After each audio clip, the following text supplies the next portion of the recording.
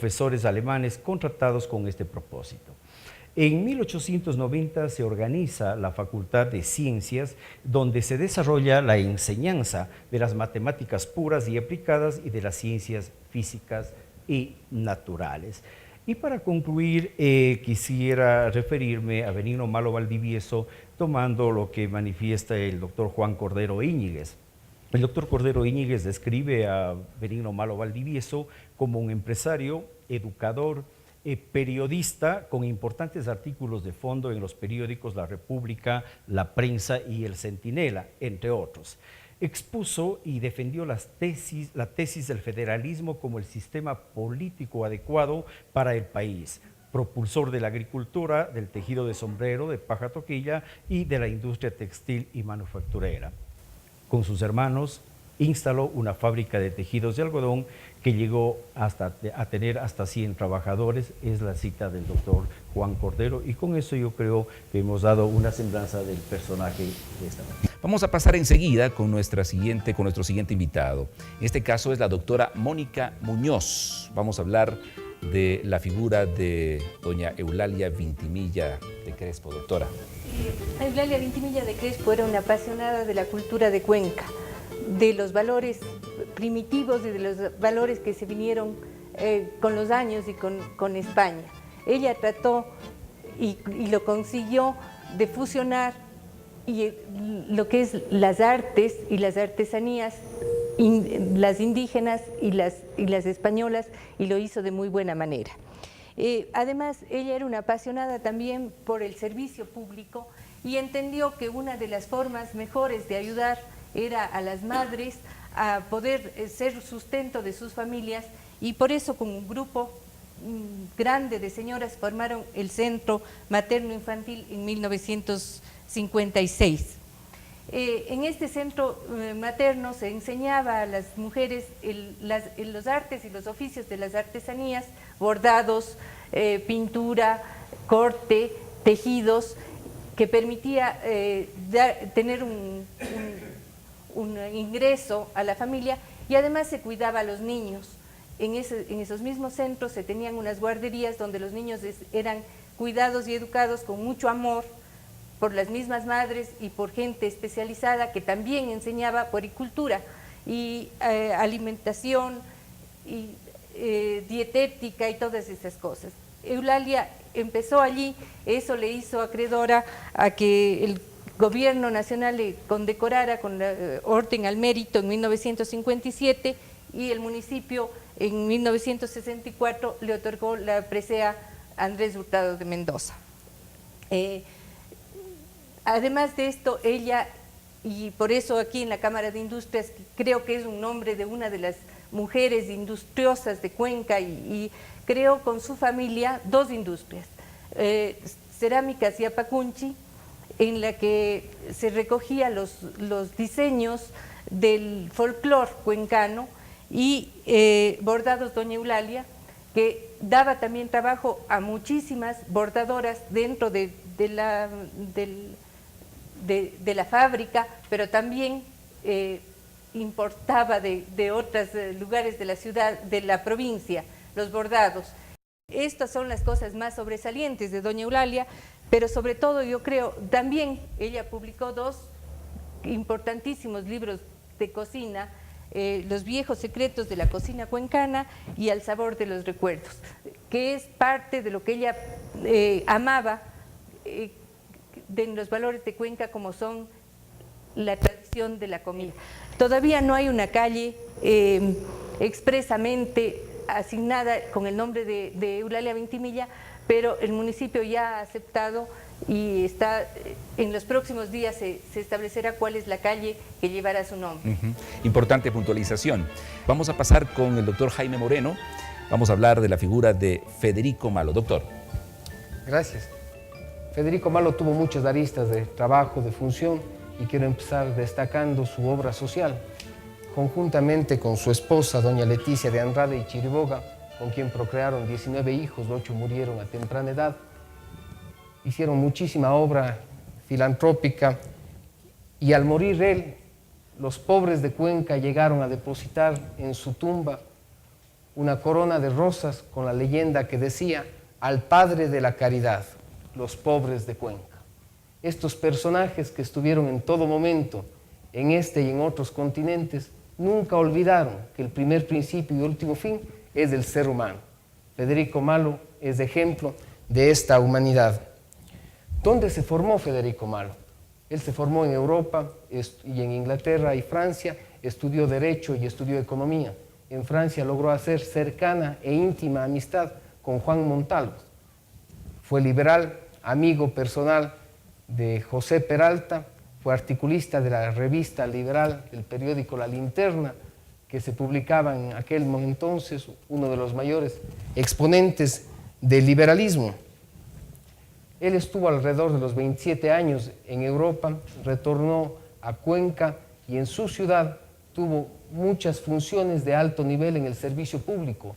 A sus 32 años fue ya secretario del ilustre Consejo Cantonal, a los 44 años fue presidente del Consejo Cantonal, muchas veces delegado a representarnos en la Asamblea. Dentro del ámbito económico, Federico Malo es fundador y primer presidente honorífico de la Cámara de Comercio de Cuenca en el año de 1919, un 14 de diciembre, y fue delegado a la Asamblea, un delegado fundacional por el comercio de Cuenca. Tuvo sus empresas, la que más destaca es Federico Malo & Company, que exportaba sombreros de paja toquilla principalmente a Europa, a Francia, hacia Alemania y también hacia los Estados Unidos. Dentro de sus actividades políticas, Federico Malo tuvo que soportar la injusticia de sus opositores. El gobernador José Félix Valdivieso injustamente lo acusó de haber sido quien falsificó los votos para elegir un presidente del Consejo Cantonal, y él tuvo que ser desterrado hacia Loja en aquel entonces. Como impulsor del comercio, como impulsor del negocio, no pudo faltar la banca, y la banca en Cuenca, en nuestra ciudad, en nuestra provincia, se debe a él.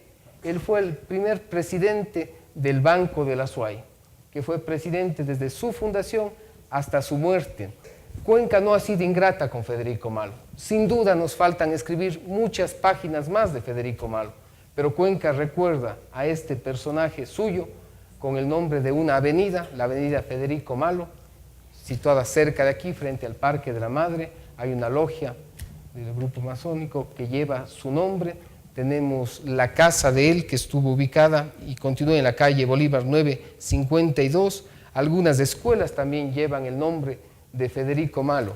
Federico Malo se constituyó y se mantiene como un ejemplo para todas las generaciones. Un hombre que desde lo alto pudo estar cercano a los de abajo, reconociéndonos a los seres humanos como iguales. Y quiero concluir procurando hacer justicia a este ser humano con la frase que ya dejaron en su tumba: al padre de la caridad, los pobres de Cuenca. Vamos a hablar ahora de lo que representa la figura de Hortensia Mata, doctora. Doña Hortensia Mata nace en Guayaquil el día 11 de mayo de 1849. Es importante tener presentes las fechas porque esta dama tiene fechas muy importantes a lo largo de su vida. Doña Hortensia Mata enviuda en 1895 y a pocos meses de enviudar de don José Miguel se casa con el cuñado, que estaba viudo también, don Carlos.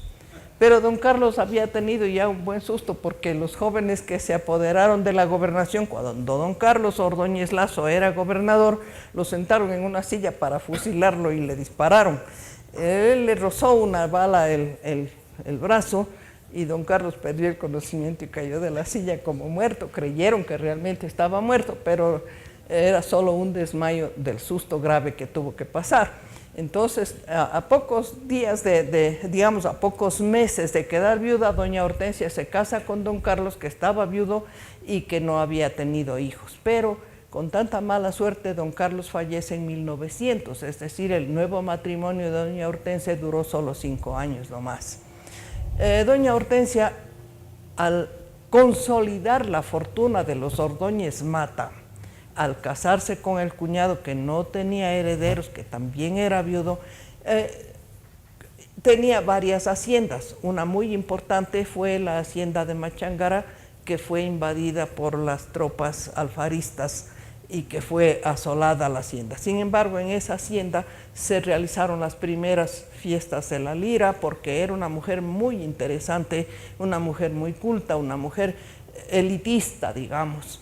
Doña Hortensia Mata recibió en su casa a él y a Lud, a García Moreno. En el único viaje que hizo García Moreno a Cuenca, llegó en casa de doña Hortensia Mata, ahí recibió a los de la segunda misión geodésica, brindaba banquetes en pura porcelana importada de Europa, servía con cubiertos de plata que tenían su propio monograma, en fin, todo era de mucho lujo, de mucha gala, y prácticamente fue una mujer elitista. Fundó la primera cervecería de Cuenca en 1917, pero desgraciadamente al año tuvo que vendérsela a don Rodrigo Puigmir Bonín.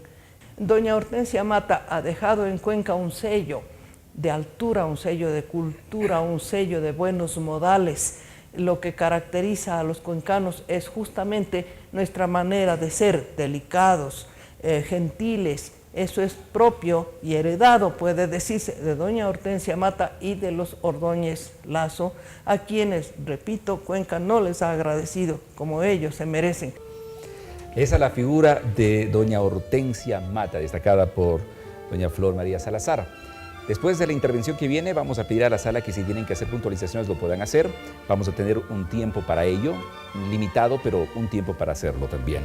Vamos a volver con el doctor Simón Valdivieso y para hablar un poco de la figura que representa Roberto Crespo Toral.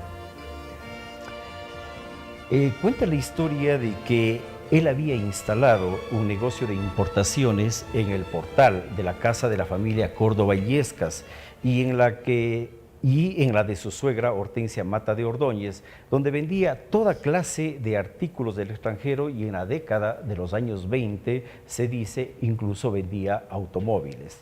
También era agente comisionista de varias casas nacionales como la Fábrica de Tejidos de Chillo, Gijón y otras. Yo les invito un poco a volar con la imaginación y encontrarnos en la Cuenca de inicios del siglo XX.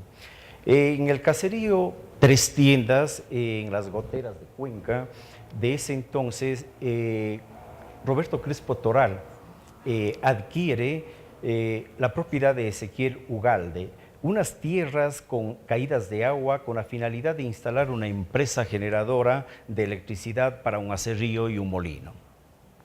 De Inglaterra se importó una turbina marca Francis Pelton con grandes poleas de acero, correaje, ejes y las máquinas para la industria del aserrío y la molinería.